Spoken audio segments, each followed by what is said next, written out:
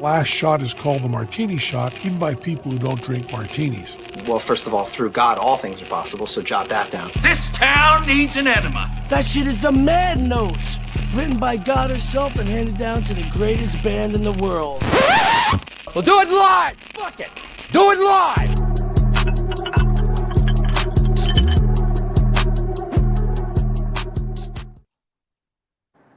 All right, we are live. Welcome to the Martini Shot Hangout, everybody. Today is Sunday, April 27th. So there's a little bit of movie news to talk about today. The box office at the old cinema seems to be in a good place. A couple movies that were there, and I'm going to talk about it with our guest. Before I introduce her, go ahead and smash that like button. Subscribe to the show, hit the notification bell. I'm live at 5 every Sunday, except for next Sunday. I'm going to be out of town, but we'll kick things back off 2 weeks from now. Without further ado, I would like to introduce you to Cami Bradford. She is, let's see, what did you say? You're an actress who loves to review movies. So I have you today. Cami, how are you today? I'm doing great. How are you? I'm doing great. Yeah. So I stumbled. I think you commented on one of my posts or something. I think it was drop. I commented on your drop review. Yeah, that's what it was. Okay, and then I stumbled onto your YouTube page, started following some of your reviews, and I really liked your perspective. You have a very quirky sense about you. It's very natural. And I like your platform where you're right up front. You say I'm a Christian gal, but you go out there and you'll watch all the movies. You'll give your opinions on the movies, and it has a nice feel, a nice ambiance about it. So I reached out to you and got you on here, and here we are. I know. Thank you so much. I'm really honored to be on the show, and I love watching your perspective as well. And your shorts are so great, like to the point, and it's really cool to get to meet you and be on your show today. So absolutely. Well, we'll definitely have you on again sometime soon. So Cami, tell us a little bit about yourself. Where are you? What do you do? How did you get into this? That was one of my questions there, because I saw that you're an actress and you also love to review movies. And I know that could be a little bit of a sticky wicket, a tricky place to be in, because there's some people, the professionals that I've had on in the industry, and they don't really like to, if they're talking about a movie, they always try to find a good way to talk about the movie without tearing the movie down. But I've seen you sometimes with some certain movies and you're like, nope, it just wasn't working for me. You know, you're very honest, and that's a good way. So yeah, let's hear a little bit about yourself. Yeah, so I am an actress based in Atlanta, and acting is my dream, and it still is. It's like my core passion. But it was really interesting getting started in YouTube, like you said, because I started to think, oh, whoa, if I give this a negative review, like, what does that mean for me in the industry?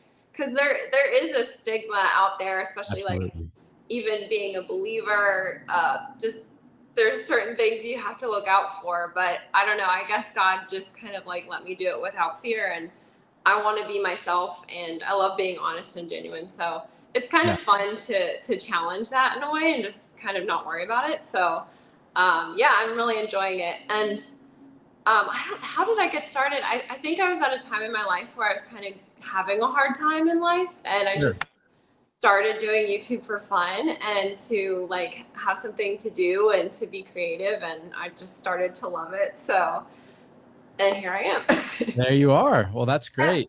So what got you into movies? Was that something that's been like a lifelong passion of yours, and then you kind of wanted to pursue the acting thing? Were you doing theater or anything like that? I know that you mentioned that you're in the Atlanta area. So, and I know that's kind of like Hollywood 2.0, I guess you could say, because it seems like they got really good tax incentives and people seem to be flocking that way.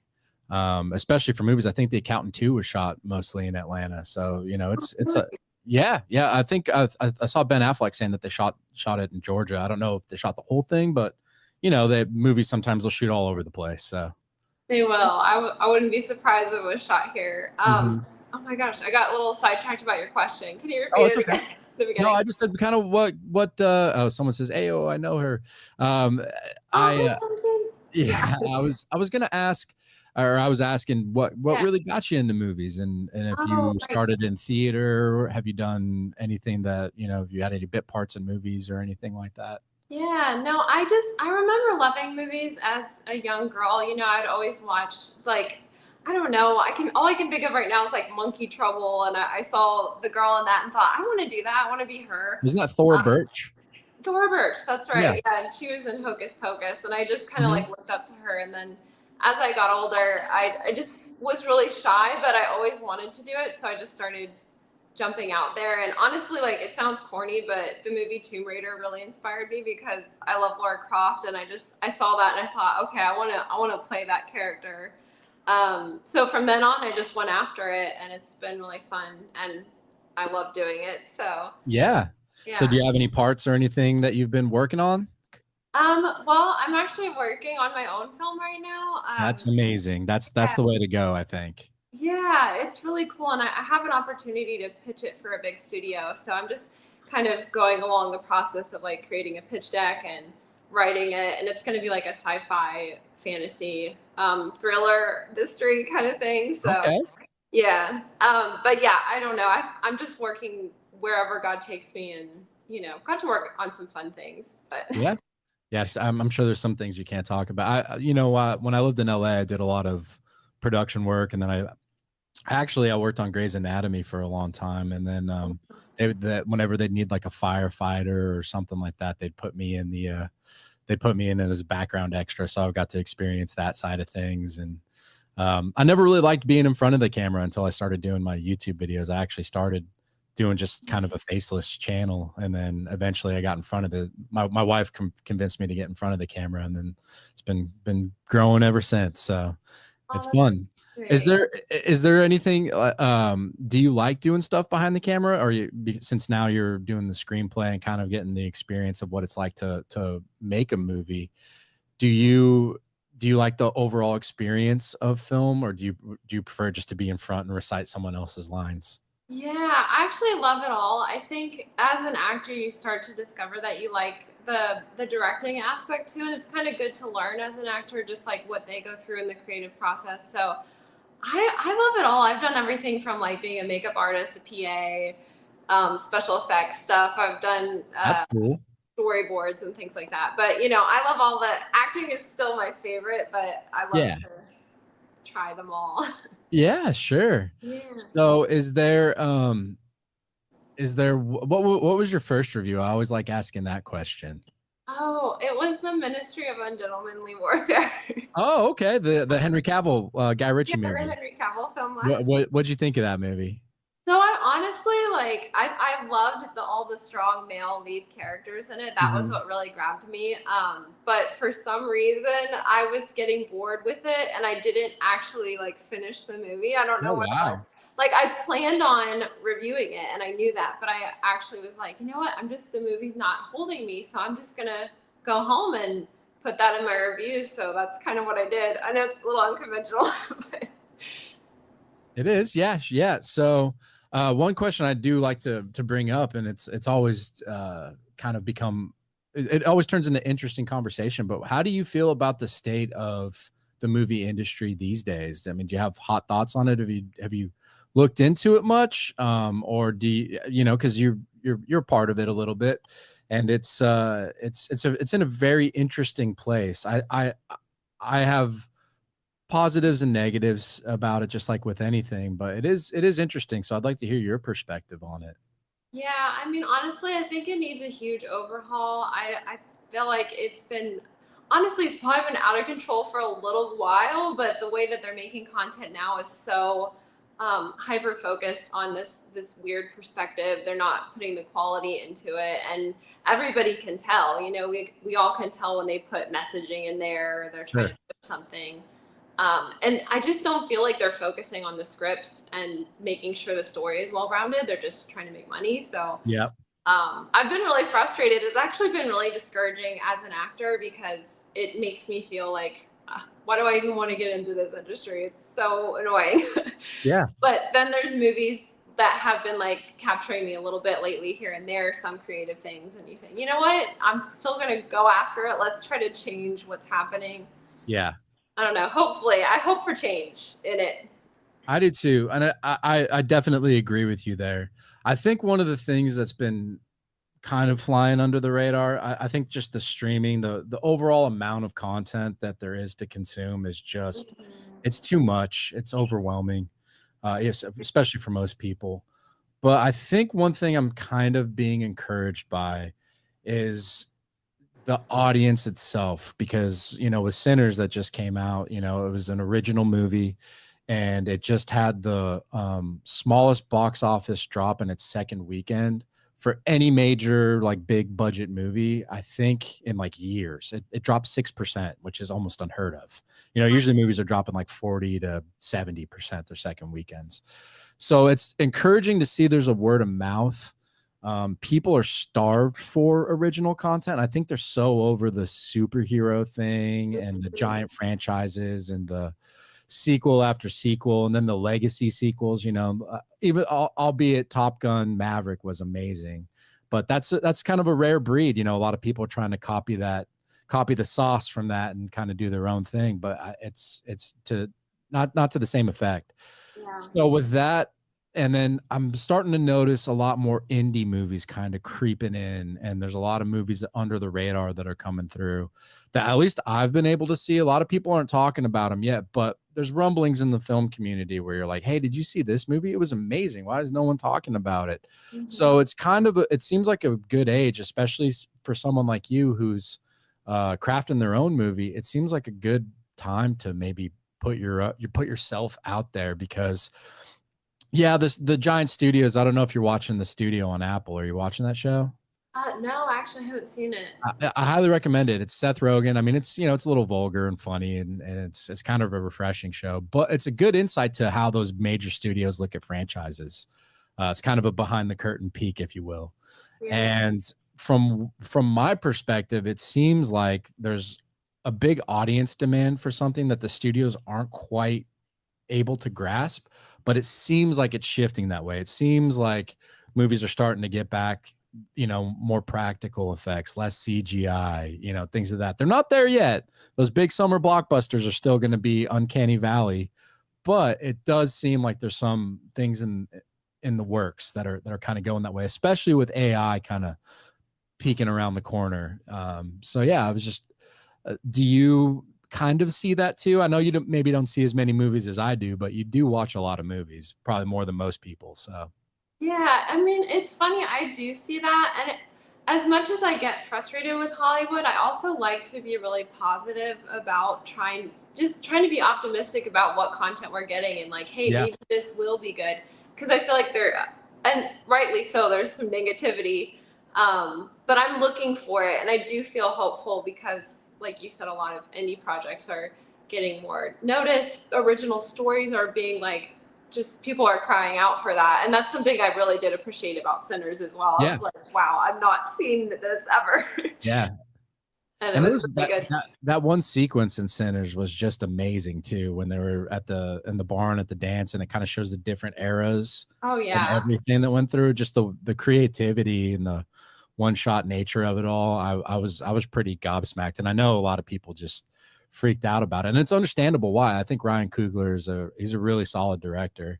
Oh, yeah. So yeah, with that being said, let's get some of your thoughts. So let's start with Sinners. So what did let's tune in. What did Cami Bradford think about that movie?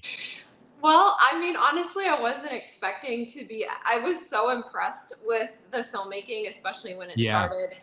The camera shots, like even going in between the shops in the beginning, the tone, the music, everything. The music was like a star in and of itself in that movie. It was blowing me away. I did not expect it, even though I was like, oh no, vampires. I don't know if I'm going to like this. It might be too dark or too heavy, but I was very impressed with the filmmaking of this movie. Like it's pretty unique. Yeah. What did you think of that when you first started, when you first saw it? Yeah. And it was shot on 70mm film, so it just looks beautiful from the opening shot of the movie, where you can see the film grain on there.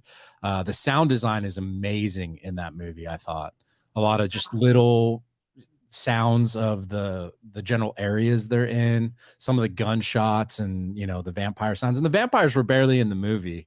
Spoilers to anybody who hasn't seen it, but it's that the vampires are kind of like a side story in the movie. There's a whole lot happening before they even come to fruition in that movie. Yeah, I personally appreciated that. I was like, I know, I can tell. I like the slow build. I was like, okay, maybe we're not gonna get so much because I'm a little avert to like the overly gore stuff. But Sure. It was nice because I got to sit in, like you said, the music was just so incredible. Like, Yeah, the vibe that this movie gives is so unique. I couldn't help but just fall in love with that, you know, aspect of it. And the actors did a great job. Michael B. Jordan, I was really surprised just by the two characters that he created. I thought they were amazing. yeah. So what'd you think as an actress? What'd you think of the performances in there? I thought Michael B. Jordan was awesome, but the kid who played what was it, Sammy, the blues player, that's his first movie. And I was like, that kid had some of the most depth in the movie, and he was just a phenomenal actor, I thought. Oh yeah. No, I thought he was amazing. Just so natural. It's almost like you could tell that he was just genuinely doing it from his heart. He hadn't had like copious amounts of training. He just kind of was being.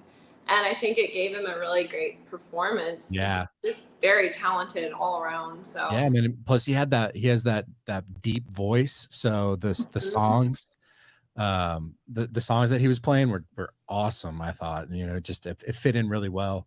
And then Delroy Lindo, I was like, I think I saw your buddy Jeremy John say it, but that guy always brings it. He's British, which most people don't know, but he's an aging actor, and he still gives his all in every performance that he does. yeah. No, remind me his character again. He was Slim. He was the old drunk. Oh, okay, that's what I thought. He made me laugh. Like, Yeah, I he was great.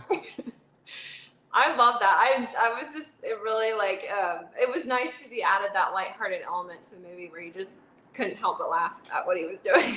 Yeah. And let's see, Son of Yah says, I like how Sammy, the guitar player, acknowledged the leader vampire, not as a vampire, but as the devil. The movie had a lot of depth. So yeah. When you see, when I can't remember if it was Smoke or Stack, the guy who had the baby that they lost, and he still was in love with he was still in love with that gal, and she kind of could see into the spiritual world, and that's what they were kind of looking at him, was like demonic forces. So that was kind of a unique perspective too. Yeah, and I like that too, in a way. I mean, I like when evil things are portrayed as actually really evil. So I like that was highlighted in the movie. Yeah, I think it was Smoke, wasn't it? I think so. I think so. That's more, you know, when they're played by the same actor and they have cool names like that. I can't remember which one was which. I know. One of them had like the red suit on, and the other one had the blue suit on. Right. So what were some negatives for you in that movie? Because there's always negatives in every movie. Yeah, I mean, negatives for me, just to be honest, would probably be a few content moments. You know, like I prefer to go without that, just for I don't know. I like to feel like uplifted when I finish a movie, and not Sure. all movies have to be that way. But yeah, so I mean, just a few things I would have changed for my own personal liking, but I still was able to appreciate it despite, you know, some things that I was like, I don't know if I like this being in here, but Yeah. yeah. Did you stick around through the credit sequence? Because that's like a whole other story in and of itself, which I think when I watched it, maybe I don't want to say half the theater left, but a lot of the theater left. And I was like, man, you're missing out on like one of a really important part. It was an interesting choice, but I thought it was really cool. Yeah, you know, I'm sad because I did leave before I got to see it. I was sitting there for a few minutes, and then I was like, there's probably nothing here. So I just left. But I immediately started researching the movie and the meaning of the movie after I saw it. And then I was the post-credit scene. So I know what happens, but I'm like, dang, I should have stayed. Yeah. It's one of those things. Okay, so what, like, do you give overall ratings for your reviews? I never really see that. I always see you just kind of give your thoughts and just like, hey, I liked it, go see it, or that wasn't really for me, but feel free to go watch it anyways. Yeah, I haven't started a rating system. I feel like I should start doing that. So yeah, I haven't done that yet. But I mean, what would I give Sinners? Oh, it's hard. Maybe like a 7 or 8. I mean, it's probably an 8, honestly. It's such a solid creative movie. I can't deny it. Yeah. Yeah. What's yours? Yeah, I gave it an 8.5. I think some of the issues I had, like there were some scenes in that movie that made no sense whatsoever. So Mhm. I'm wondering if there's maybe a director's cut or something that can maybe enlighten us a little bit more. And then it drove me crazy when when the Asian lady invited everybody in just because she was mad for. I was like, come on now. You know? It's like, I get it. You need to have things pop off. You need to have they set everything into motion. Like, we need to have this scene, but the way she did it was just so dumb. It Um, was. I concur with that. yeah, Like, I was no, just like, wait. really? There's like 100 of them and 5 of you. What do you expect to happen? Yeah. But yeah, overall, I thought it was it was original. It was great. It told a very captivating story before everything else happened. The music is just amazing in there. Like, I think that has Oscar written all over it. Oh yeah. And then yeah, it was a very well acted, very well directed, the cinematography was amazing. So yeah, there's a lot to not there's a lot to like and a lot to not dislike. If that makes Yeah, sense. exactly. There's like a lot to appreciate with that movie. Yeah, yeah, it felt like a movie that would have been made years ago, but now we have the technology. I also appreciated that the CGI wasn't overdone. Hmm. Because Ryan Coogler, you know, he did the Black Panther movies, and the first Black Panther, you know, most people crap on as having some of the worst CGI ever. Yeah. So I like that approach that he took. They didn't spend a gazillion dollars to make this movie. I think it'll definitely make more than its fair share of its money back.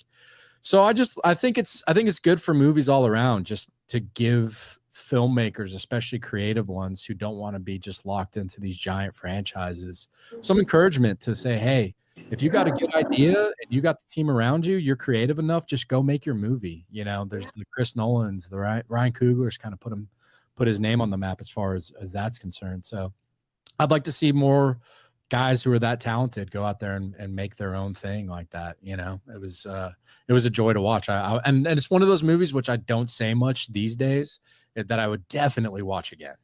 Yeah. Yeah, I mean the creativity alone, like the whole opening sequence was just so captivating to watch. Yes. Like, Yes. I've talked to multiple people, even in the industry, and they've all seen it like 3 times already. They're Yeah. just like, and I'm going back again, and I'm like, I don't blame you. It's Yeah. amazing. Do you find yourself, so that's one of the things now is I watch so many movies. Luckily I get some screeners where I can just watch them at home. You know, I don't have to go to the theater. But do you find yourself watching movies now and you go, oh man, I can't wait to watch that again? Or is it mostly just like, oh, that was fun, I'll never watch it again though? Yeah, I mean it's mostly the latter. Like, oh, that was cool, but I probably wouldn't want to watch it Yeah. again. Which, growing up, I feel like I would watch movies over and over again, and we've kind of lost that, so it's rare to find nowadays. Yeah. But I have someone here who asked, did you think the movie Havoc sucked? I turned it off in the last 30 minutes. Yes, I did. I was very disappointed with that movie. Did you watch it, Cami? I didn't watch Havoc. Okay, No. it's on Netflix, and I was super excited for it. It's probably not your cup of tea. Did you ever watch the movie The Raid? No, I haven't seen that one. Okay, so it's essentially like a King of the Mountain movie. You know, a police gets called to this building, and it's run by, you know, a gang member, let's say, and the cops basically have to shoot their way up. It was I think it was Singapore. I think someone can correct me if I'm wrong, but I believe it was Singapore that the movie took place. And it's hyper violent, but the action is unbelievable in it. So anyway, this movie was directed by the same guy, Gareth Edwards, and it's starring Tom Hardy. And I was like, oh, I can't wait to see this. But the movie's a mess. Oh, It's no. the action. Now, don't get me wrong. The movie's basically balls to the wall action from the get go, but the script is so bad. The acting was not good. Tom Hardy made a really weird choice with his voice, and I couldn't understand a single thing he was saying in that movie. The camera work is so manic, and it's hard to pay. It's like the action scenes, there's so much action, but you can't tell what's going on because the camera's shaking the whole time. Yeah. And yeah, by the end of the movie, it was so exhausting. I was so over it. But Oh, it's wow. yeah, it was a really big disappointment. And usually if I find a good Netflix movie, I go, man, why didn't they release that in the theaters? I would have loved to watch that on a big screen. This movie, I was like, thank God they didn't put that on a big screen, because half the audience would have been nauseous, you know? Yeah. So what, that just released, didn't it? I feel like Yeah, it came out on Friday. Okay. Yeah, I've seen promotion material for it, but I didn't know where it was. So it's not in theaters at all. It's only on It's Netflix. not, no. Okay. So that, I guess that brings me back to kind of what we were talking about with the movie industry. How do you feel about the streaming movie these days in the movie theaters? Do you find yourself, I guess, still enjoying your experience at the movie theater? There's a lot to not like, especially with how addicted to people are with their phones these days. Yeah. Well, I feel like they didn't learn a lot of lessons through COVID. So going to movies now, it's one, it's way too expensive. But two, like I was telling you backstage, when I saw the accountant too, it was like I had this group of people that were talking the whole time, and it was like, come on, guys, it took me out of the movie. Yeah, I actually had a similar experience during drop. So even the lady next to me kept saying, he's the one who's like, everybody was just like saying their opinions and stuff. I'm like, guys, let's just watch the movie. Yeah. Yeah, let's figure out what happens and then we could talk about it afterwards. Right? And she was totally wrong too about it. I was like, but the whole movie, she's like, it's gonna be him. I was like, Yeah. Which is hilarious because I thought that movie was ridiculously predictable. yeah, I did too. I really did. Yeah. I was like, yeah, this is it. It reminds me of a lot of older movies kind of following the same path, but Yeah. No, it did have a cool Hitchcock feel to it. I liked some of the camera work in there. The first half of the movie, or maybe like the first 2/3 of the movie, was really interesting, but the third one it flew off the rails for me. I'm all for suspending your disbelief, but I was like, man, you gotta like, you don't just have to suspend it. You have to like shoot it off to Jupiter to make it to believe anything that's happening right now. you really do. There's like no natural moment at all in the ending. It just is all very like crazy. So I immediately I was like, I can't. I liked the first half a little more, and then it just when it got crazy, I was done. The first half was the intrigue of everything was there, but Yeah. right when things started happening and they knew it was someone in there, right away I was like, I know exactly who the person is. I knew exactly who it was. Yeah. And then when things were happening towards the end, I was like, I could tell you exactly what's going to happen, which is too bad. I really like Christopher Landon as a director, and I don't think it's a bad movie by any stretch of the imagination. No. I appreciate it, but I just didn't gel with the end of that movie. Yeah, I didn't either. I do appreciate what they were trying to do, and I'm glad because I feel like we need more movies actually like that. You know, Yeah. just a plot, not like all these other things. Just like let's watch a story. Yeah. And that's what that movie was doing. So I do appreciate that we were just watching a nice story, see how it plays out. And I think the backstory for him making that movie is pretty interesting too. I don't know if you looked into that at all. No, I didn't. So Christopher Landon, and I might have the details mixed up a little bit, but he was slated to direct the new Scream movie before Jenna Ortega and what's her name, Melissa Barrera. Melissa Barrera got fired from it, and then Jenna Ortega left the movie shortly after that. And he was slated to direct it, but I don't know if he said something or he backed out of it, but anyway, a lot of fans started threatening him, and the FBI actually had to get involved because they were threatening his kids. Wow. So that movie spawned off a little bit of all the stuff that was happening to him while taking the movie. So if you ask him now if he'd ever touch it, he's like, I'd never go near that series ever again. Like the experience was just traumatic. So That's crazy. Well, I appreciate that he was trying to kind of tell. So his story is kind of in there a little bit. a little bit, yeah. Yeah, I like that. He's a great director too. He is.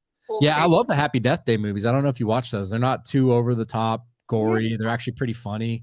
And the second one was more sci-fi than it was kind of the horror based in the first one. And at least he said that they're going to make a third one, which is pretty cool because I feel like that story does kind of need to come full circle. They left a lot of things open. How did you feel about those movies? I actually haven't checked them out. He insisted to check it out. Oh yeah, you should watch them. My wife, who absolutely hates horror movies, loves the Happy Death Day movies. Oh, okay. I'm gonna definitely take you guys on your recommendation. Yeah. My wife's a good litmus test for you. I think she does not like horror movies at all. So if I'm going to see a horror movie, she's like, have fun, and then she'll ask me how it was, and then looks like we lost her. Anyway, so I watched the new Hard Eyes movie, thought it was a Scream ripoff, and didn't even. Yeah, the Scream movies do have a lot of the same endings. Let's see what happened. She lost. Stand by, guys. Cami lost connection to Cami, so I'll do that. But so what did you think of Hard Eyes? It's definitely a Scream ripoff. It seemed very self-aware. It's I thought the movie overall was pretty ridiculous, but I thought that was the point of it. I actually had a lot of fun with Hard Eyes. I didn't gel with some of it. Hey, there you are. You lost you for a second. I was answering. Yeah, I think something happened with my connection or something. Oh, it's okay. It's okay. Well, you're back now. I was just answering one of the questions I had in the chat. If I liked Hard Eyes, he thought it was a Scream ripoff, and he doesn't like the Scream movies. Yeah, I was curious about that one actually. What did you think of it? I liked it. It's a very self-aware movie. You know, it's essentially around Valentine's Day. There's a serial killer who kills couples, but then this guy and this gal who are working together go out on their first date, and he starts going after them. So, you know, it has the meta Scream feel. I mean, it's definitely a Scream ripoff. It has a lot of those moments in there. Very self-aware, a lot of humor mixed in. But I didn't love it or anything. I think it's a pretty forgettable movie, but I had fun with it. Gotcha. I mean, I really like the Scream movies, so like I would love for them to like be able to capture that again. But I was hearing that comparison with Hard Eyes, so I got curious about it. So I'd say it has Scream elements to it, mixed with like urban legend, all those 90s slashers. Did you see the trailer for the new I Know What You Did Last Summer? I didn't see the trailer yet. I know it's coming though. I heard about it. Yeah, the trailer's out. I'm very, very curious about it. It looks like they got Freddie Prinze Jr. and Jennifer Love Hewitt back in their roles. It's going to be a nice little reboot of the series. Oh, that'd be fun, actually. Yeah. If you like, I think, do you like the newer Scream movies? Were you liking where they were going with those, or did you not watch them? Yeah, I think they've been okay. I don't know. I think after like Scream, I have watched them all because Scream is a series that I did really enjoy because it's suspenseful. I think the last two I wasn't really crazy about too much. Just seems more run of the mill. Yeah. I think it was interesting. It set some things into motion, but with Scream 7, it seems like they're just it's basically like the Deadpool versus Wolverine of Scream movies. Like they're bringing every character back, even characters who've died off or characters that like every conspiracy theory about like from the Scream fans seems to be coming true with this one. So it's going to be interesting. And what's the weirdest part for me about the new Scream movie is that Kevin Williamson, who wrote the first Scream movie, is directing this one, but he didn't write it. So I was like, man, you brought the guy in who basically kickstarted everything and you're not letting him write it. It's interesting the choices that they're making for this one. So yeah, I don't understand that because I would love for him to write it. Like if he wrote it, I'd be a little bit like, oh. Yeah, no, that would make a lot more sense to me because the new Jurassic Park movie is written by David Koepp, who wrote the original Jurassic Park. So I'm like, all right, so maybe there's something there. Even though the trailers didn't wow me, I don't know how you felt about it. I was actually a little bit let down by it, but that movie's still going to make $1 gazillion because the last Jurassic World movie I thought was an absolute dumpster fire, and it made so much money. It was so horrible. Like it was laughably bad at the end. I was just like, what are you guys doing? This is awful. Yeah. Movie Thought says worst movies of the year so far: Flight Risk and Den of Thieves 2. I agree with Flight Risk. That was actually, I was so disappointed with that movie, especially because Mel Gibson directed it. And I'm like, that dude is such a good director. And that movie was such a disappointment. The dialogue, I was like, are we sure AI didn't write all of this? It was so bad. Did you see Flight Risk? I did. It actually it was disappointing. So bad. It made me laugh because it was so bad. And I hate to say that for a Mel film too, but I was laughing. I've never felt that way about a Mel Gibson movie. I couldn't believe he put his name behind that movie. No. I mean, I heard that he was kind of just warming up with that little practice after taking a break. Yeah. He hasn't made a movie in a long time, but his last movie was the war movie with Andrew Garfield. What was that called? That's a fantastic movie. Yeah, it did really well. I can't remember the name of it either. It was like, yeah, I'm blanking right now, but it's a great movie. And then Den of Thieves 2, yeah, that was a big disappointment. I didn't hate it. I've definitely seen worse movies this year than that, but that was a super big letdown, especially considering I thought the first one was basically Heat light. I thought it was a great movie. Did you see the Den of Thieves movies by any chance? I didn't, and I was gonna try to catch Den of Thieves in theater, but I didn't have the umph to go see it since I didn't know the story. Yeah. Yeah. I think there was like a huge snowstorm here in Texas when that came out, and I went and saw it anyway. And then I was like, man, I wish I would have spent my time not doing that. But that's pretty bad then. Yeah. Did you see the first one? I didn't see the first one. Oh, you should watch the first one. Yeah, it's I really wasn't good. feeling that connection to go. I was like, I don't know. Yeah, it was kind of one of those indie movies that came out of nowhere, and then everybody was like, "This is awesome!" Because a lot of the gun battle scenes, especially towards the end, are some of the better ones I've seen in a while. So that's why the second one, it was weird. You could tell that they're trying to make a franchise out of it, like a Fast and Furious Part 2, like sort of in that realm. But it was so boring, and a lot of the scenes that they were doing just it wasn't meshing with me. It was too much. And then they gave Ice Cube's son, O'Shea Jackson Jr., he tried to pull off a French accent, and it was like the worst I've ever heard. I was like, that was a weird choice for them to try to do that with this movie. But okay, well, let's talk about the other movie you went and watched. You just saw it right before you got on here. Why did you set this one up? Okay, so yes, I went to see The Accountant too right before the stream. I actually have not seen the first Accountant. Oh, you haven't? I haven't, and I was gonna try to squeeze that in too with Sinners before we did our stream, but I didn't have time, so I was like, okay, we'll see how I take this in.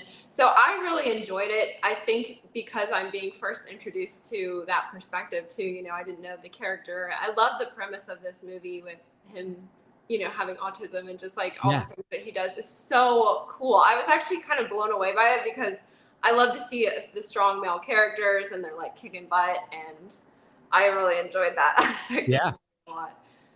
Yeah. So I think, the action scene's really cool, especially at the end when a lot of the stuff pops off. But I loved the chemistry between John Bernthal and Ben Affleck. That was really the highlight of them. They really felt like brothers to me. And I don't think you feel that a lot in movies anymore. Just you feel that they really are related, and they got that snippy brother thing going there and stuff like that. There were some awkward scenes, especially with John Bernthal at the beginning when he's just talking about getting his new dog, and the camera just stays on him really long when he's trying to figure it out. I was like, wonder if they could have just cut that scene out altogether. But otherwise, I thought it was a fun, popcorn movie to check out on the big screen.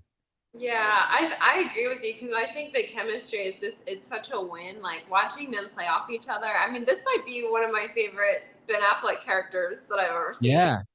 I love the way he plays it. And those two actors are great together. Like I just was enjoying that. So it wasn't even when there wasn't action, it was really enjoyable just to watch their dialogue, and the brother thing they had going was great. Yeah. Do you have siblings? I do. I have a sister. So yes, I have a brother and a sister. So it's fun, kind of when you get to see that play out on the screen. You're like, oh man, I would totally talk to my brother like that. Yeah. And I know my sister's like, well, why don't we spend time together? Like, so I was like relating to the. Are you the oldest? I'm actually the youngest. You're the youngest. Okay. Yeah.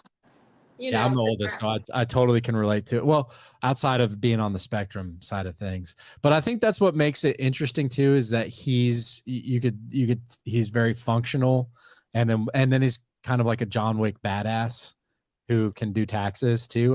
That wasn't as much of a part in this movie as it was in the first movie. It starts with you got to go back and watch the first one. I don't think you need to see the first one to enjoy the second one, but it makes more sense in the big picture if you've seen the first one, kind of how their relationship was. And then you see a lot more stuff with their dad when they were growing up. So you can kind of get how they are, why they are the way they are.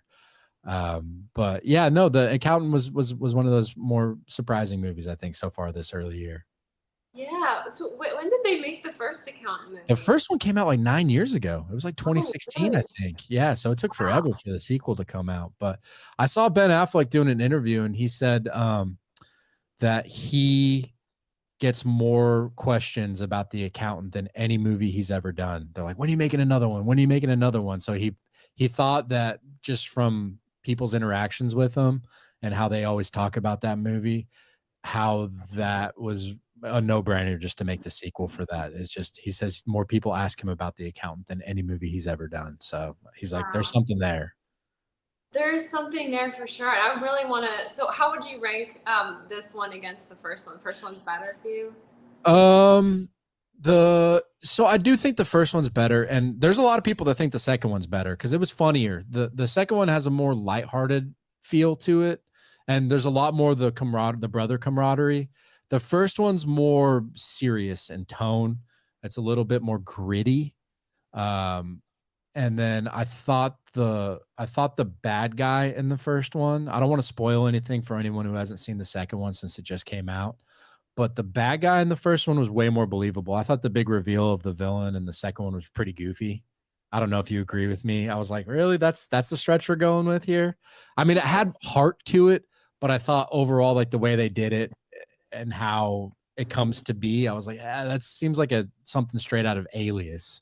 That TV show, or like Mission Impossible. It just kind of took me out of the movie a little bit. Yeah, I mean, it was a little bit of implausible. I mean, just it was kind of like you had to like fit it together in your mind, like, okay, that's what we're doing.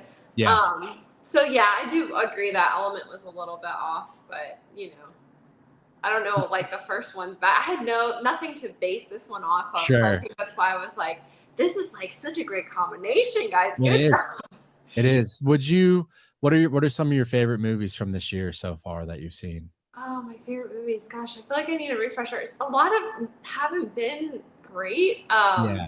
It's been a pretty weak start, I think, but there've been some pretty good movies so far, I think. Yeah, tell me yours, because I'm trying to like refresh my memory even. So I'd say maybe my top three, I'd say are Warfare. I don't know if you got a chance to see that. I still want to see that. Yeah, I haven't yet. It's not a Hollywood war movie. It's my review started out saying I think this movie gave me PTSD because it's just like you feel like you're in the scenario that they're in. It doesn't glorify anything. There's no music.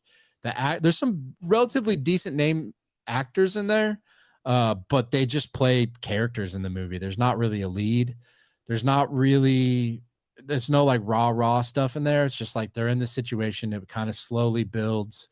Yeah. And then things kick off and they try to get out of that situation. It's real simplistic the way it goes through, but I've never seen a war movie that's so it's basically, you've seen Saving Private Ryan, right? Like the opening sequence, it's like that for like 2/3 of the last part of the movie. It's really intense. It's really harrowing. Oh, wow. And it's kind of one of those where you're like, some of those other movies you watch, you go, yeah, I really would love to fight for my country, be in the Marines, and this one, and I'm just like, no, I don't want any part of that. Especially I put myself in like, my son's shoes. I'm like, I don't want my son having to be in any sort of situation like that. So it's a great movie, but I don't think I'd ever watch it again. I watch Saving Private Ryan all the time because I go back and think that movie's just a masterpiece. But it really stuck with me long after. Then I'd say Sinners was probably number 2. And then number 3, I'd probably say was Magazine Dreams with Jonathan Majors. I don't know if you got a chance to see that. I did not see that one. So that was in theaters, right? I actually haven't heard of that one. Really? Okay. So this movie was supposed to come out a couple years ago. And then, Jonathan Majors had all the drama with the Marvel stuff and stuff that was happening behind the scenes. And they got rid of him as Kang the Conqueror. Because I guess this movie had screened at one of the film festivals and people were going crazy over it because he's so good in the movie. I mean, honestly, it's probably the best performance I've seen in the last 5 years. He's so good in the movie. Wow. Okay. But yeah, so it's essentially it's not a feel good movie, if you will. Did you ever see The Whale or like Leaving Las Vegas? No, I've been meaning to see The Whale actually. Okay, so do you know Leaving Las Vegas with Nicolas Cage? He won the Oscar for that. I think so. Yeah. Yeah. So essentially, it's a movie about a guy just destructive. He's just super self-destructive, but in those movies they're doing it intentionally. They're basically in The Whale, Brendan Fraser's basically he just wants to eat himself to death. And then Leaving Las Vegas, Nicolas Cage just wants to drink himself to death.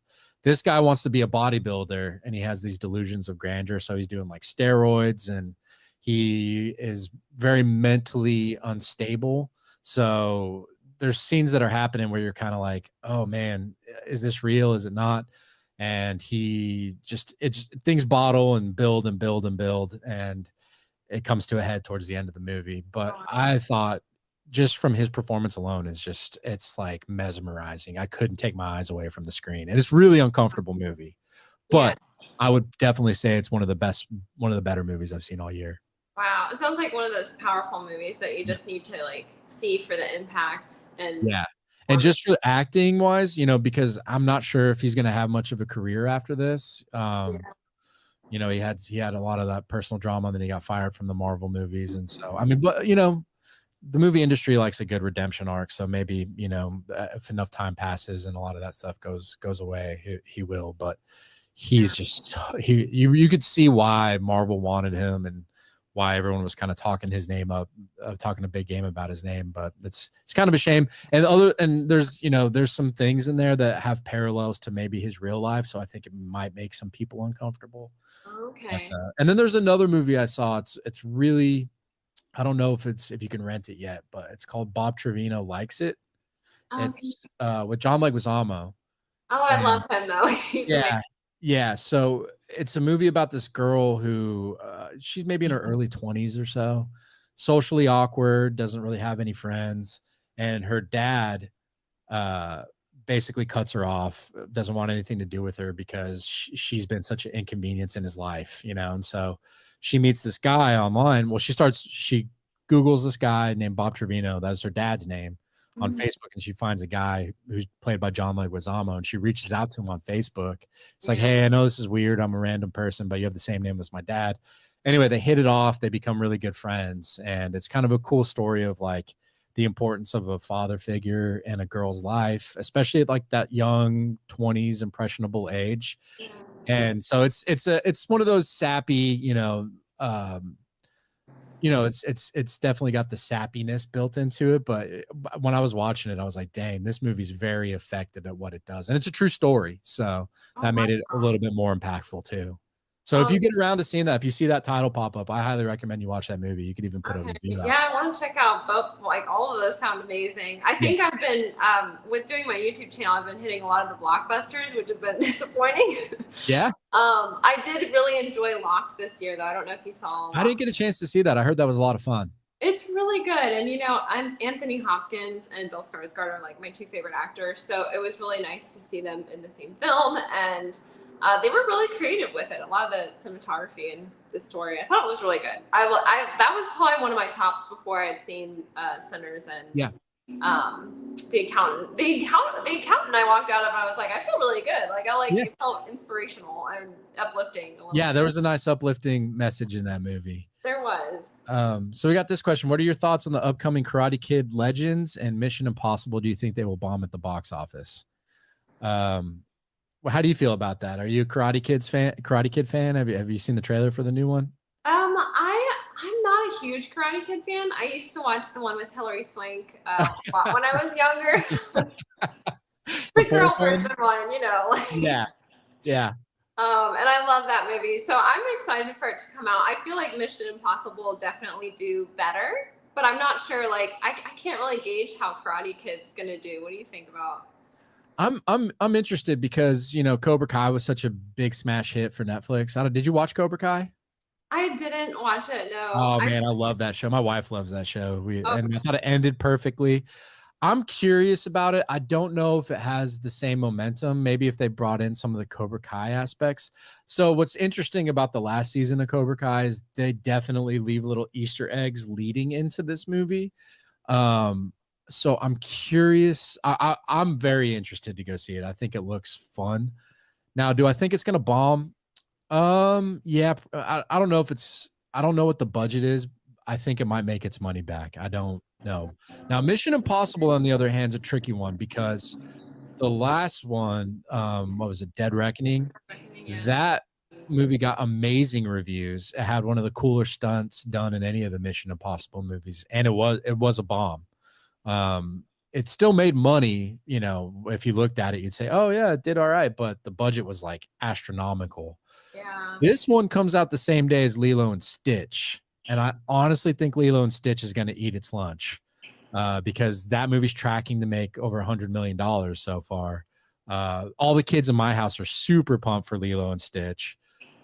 Now, yeah, I think that's going to be a tough one. And what's funny is the correlations between Minority Report in this movie, because that was when the original Lilo and Stitch came out, and that movie outperformed Minority Report in the theaters. So I don't know. I feel like maybe people are over Mission Impossible because I thought Fallout with the Henry Cavill one was my favorite one. So I had a lot of momentum rolling into the new one. But then the new one came out and it didn't. It underperformed at the box office. So I don't know. Did you see? How do you feel about the Mission Impossible movies? I mean, I've seen them all. I actually didn't really love Dead Reckoning as much as I had hoped. Yeah. Fallout is my favorite too, with the climbing the building and stuff. But I'm not. I'm looking like I'll see it, but I'm not like so excited to where. Okay. It's like, I'm excited to see it close out. I think it's good. It's the last one, but I'm not that I'm like upset about. You're not dying to see it. Yeah, but I think it'll be good. Like they've all been pretty good. Yeah, I mean the Mission Impossible series is really solid. Yeah. I liked Dead Reckoning a lot, but it really felt like a setup movie. There's a lot of stuff they put into there, and they answer zero questions. One of the things I thought that was fascinating about that movie is the villain in that's basically AI. So I was like, they were kind of ahead of the curve. It was before AI really became a mainstream thing. And so I'm interested to see kind of how they play off of that with this new one. I thought the action scenes were a lot of fun in that movie. It overstayed its welcome a little bit. I thought it was a little too long. And it just, like I said, it set up a lot. And me and one of my buddies were talking about it. I was like, I'm over the on top of a train fight sequences in the Mission Impossible movie. I was like, I feel like every movie, there's got to be at least one big train sequence where they're fighting on top of a train. I'm over it from that aspect. But this one I think looks great. And from what I've heard from some people that have seen it, they said it's easily the best one. But I'll take that with a grain of salt, and we'll see when it comes out. I hope it does well, because I made a YouTube video about the death of the movie star. And I feel like Tom Cruise really is like one of the last samurai, if you will, like one of the last true movie stars, because nowadays, do you ever say like, I'm going to go see, the Chris Pratt movie? You're like, no, I'm going to go see Guardians of the Galaxy, or I'm going to go see Garfield, or whatever movie he's in. You don't say, but when it's Tom Cruise, you're like, I'm going to go see the new Tom Cruise movie. That I feel like he still has that title. He does. He has that drawl, and it's nice because he was in so many of the old '90s movies that we all love, and he's just kind of like he's like Brad Pitt, one of those classic actors. Yeah. You see them, and you're like, oh, But I really do think it has died off too. There's no one that I like. I mean, like I said, I appreciate Anthony Hopkins and Bill Skarsgård. Yes. Great actors, but it's not the same as it used to be. Like blockbuster after blockbuster of these stars. Did you happen to watch Nosferatu? I know that's not maybe your wheelhouse. But I did watch it, yeah.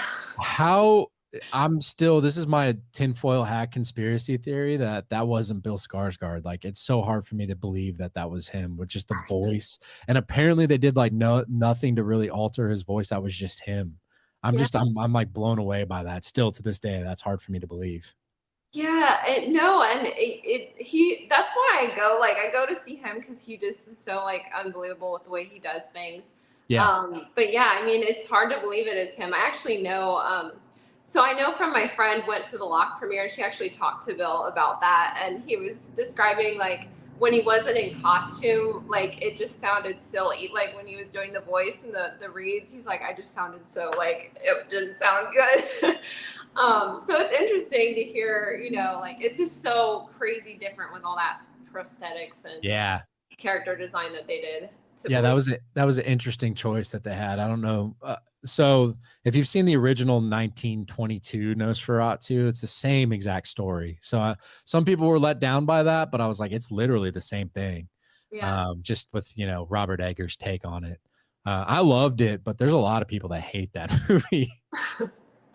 Yeah, so does it end the same? Because I haven't seen the old one.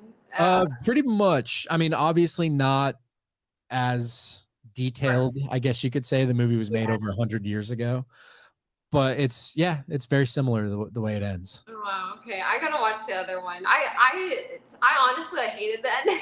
Oh, did you? But just because I was like, what? This man, like, this is how he goes down. I just like all of it. I was like, no. But it's very creative, obviously. It's a very creative film.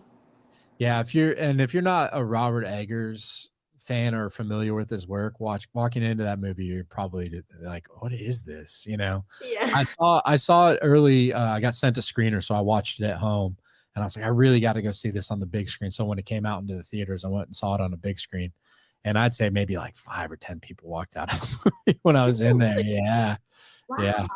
yeah. Just I think that a lot of mainstream audiences just they weren't ready for that movie, you know? Yeah, it's pretty intense. Like he goes there with a lot. Yeah. And I think a lot of people thought it was boring too, you know, unfortunately, our TikTok generation. Yeah, short attention span. So I got another question for you, and then we'll probably hop into a couple of news stories. But how are you? What are your thoughts on AI kind of impacting the movie industry? My next YouTube video is going to be kind of solely based on that. But there's a lot of people that are just like, I don't know enough about it. I think it might be a helpful tool, and there's other people who are like, no, this is going to ruin the industry forever, and there's no coming back. Yeah, I mean, I honestly think there's a balance with it. I think there's a lot of negative with, especially with like obviously script writing or using it. Yeah. Ideas. I think that is horrible, horrible idea. But I do think it could be helpful for certain things, or kind of maybe lower budget films being able to utilize some tools. Yeah. Without having to, spend the money. I don't know, but I mean, I prefer everything to be handcrafted, honestly. Me too. I think it's a good research tool, if you really want to go in depth about something, for it to kind of lay out the details. But I find the idea of writing a script or something from it just gross. Yeah. No, not even getting ideas from it. I feel like everything should come from an original place. Sure. And I mean, maybe like, hey, I'm kind of thinking this way. Help me kind of flesh out the thought. I think it's pretty helpful in that department, especially for smaller creators. Like sometimes I'll just be stuck. I have writer's block or whatever. Say, hey, help push me along. Like I'll utilize it sometimes too. But writing a script but I think the slippery slope with it from my perspective is, I watched that movie Back in Action. Did you see it? Like it was Cameron Diaz's first movie since. Oh yeah, I didn't watch it because I wasn't sure if it was good. It's just such streaming Netflix crap, unfortunately. Mm-hmm. But when I was watching the movie, and this may not be true at all, but I was like, this whole movie feels like it was written by AI. I was like, there's no personality to it. There's no emotional stakes. The comedy is lame. A lot of the scenes just play out like if you were to prompt a chat GPT to write it. So it just, even if that's not true, I know that Netflix put a thing in place. Executives were telling directors and screenwriters that they need to now announce what they're doing in their movies. Did you see this story? I didn't see that story. So executives are telling screenwriters and Netflix, you need to announce what you're doing in movies for people who are like folding laundry or browsing their phones while they got the movie on, which I think is a horrible way to go, because essentially it's like, and if you watch a Netflix movie now, they're starting to do this. You'll hear somebody come up and be like, hey, I'm going to go inside with my gun out. And then they'll open the door. All right, I open the door. And then I'm going to put my gun, so they're announcing everything that they're doing. So people who aren't paying attention know what's happening in the movie. But now that I said that to you, the next time you watch a Netflix movie, I bet you might be like, oh yeah, that's totally what they're doing now. Yeah. So yeah, it's just Netflix movies are in a weird place. I'm not, when I talked to Cody Leach, he was telling me he won't watch a Netflix movie unless everybody tells him it's awesome. Otherwise he's just done with them. That makes sense. Yeah. I have I like get Netflix so I can watch a few things and I'll get rid of it. So I never really have it consistently because I don't know how to feel about it. I do get it for Stranger Things. I love Stranger Things. Yeah, I love Stranger Things.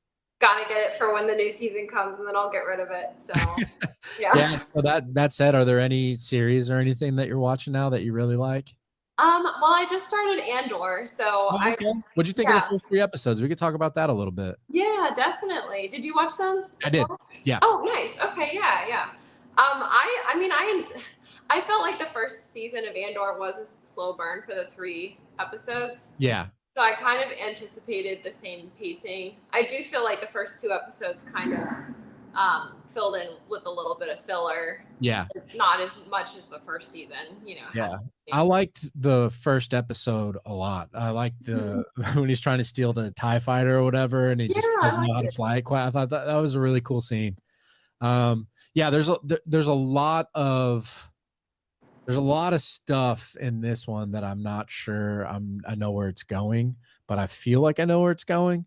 I wasn't crazy about what they did with the main. Well, it feels like the show's shifting focus from Cassian to those 3 ladies now. And I'm like, is this going to be a bait and switch? Or are we just not going to talk about Andor that much? So that's where my concern is right now. But overall, I thought they were really solid first 3 episodes, and they look amazing, which is great because I thought, like, you know, the Acolyte and stuff like that, they just looked bad. This looks really nice. It looks really good. Yeah, the production value is really amazing, and I do feel like they're building up some behind the scenes, like, you know, the plot lines, things with Luthen or Mothma. I really enjoy that. Andor doesn't like babysit you or hold your hand. You really have to like put stuff together and pay attention. Yeah, it's not a kid's Star Wars show by any means. Yeah. No, yeah. So I really I especially enjoyed episode 3, honestly. I thought I liked seeing everything rev up, and I love that, you know, Cassian got off that planet with those. That was, yeah, I was like, what's going on with this? It didn't seem like it really added much to the show. Yeah. So I enjoyed it. I know there's like some controversy with episode 3, but I don't really understand it all the way. I think it's just people were upset that they had a sort of, you know, essay scene in Star Wars. Like, that doesn't belong in Star Wars. But I'm just like, well, they're just telling the story, you know. So that I think that was the controversy that. Yeah, that was. I think it's just like I respect everyone's opinion on it, but it's just kind of like it's Andor, so it's kind of more of a realistic telling of it. Yeah, I think that's what I've liked about this show is it feels more like an adult Star Wars, and it's probably the best thing. You know, Rogue One, a lot of people say is the best thing that Disney's done since they've had the Star Wars franchise, and I think Andor's a real nice companion piece to that. Yeah, I do too. I love the show, and I think honestly, I think it's going to kick up a lot after these 3 episodes. I think it's going to get really, really interesting. So. I'm pretty positive about it so far. Yeah, and I think there's going to be 12 episodes, so at least it's not like 6 episodes and that's all you get. You know, I'm happy when I had one guest on here and she watches a lot of TV, and I said, do you miss the days when shows were like 22 episodes, you know, and you got like 10 seasons of it? And she's like, I do miss that, but she's like, I watch so much stuff now, you know, there's no way I could ever maintain the momentum that I have watching all these shows. But I was like, you know, I miss really getting to know the characters, and, you know, like a Malcolm in the Middle show where like you kind of felt like part of the family when you were watching those shows. There's so many episodes.